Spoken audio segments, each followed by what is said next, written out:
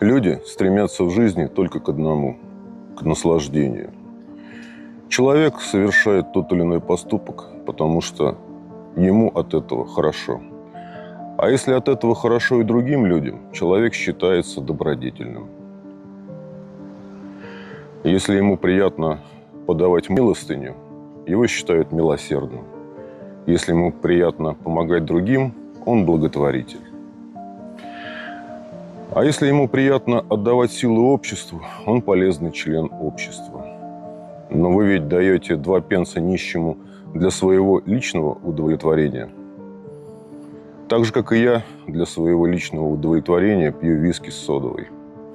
Но я не такой лицемер, как вы.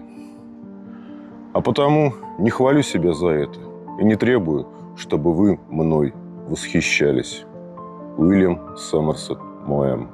Бремя страстей человеческих.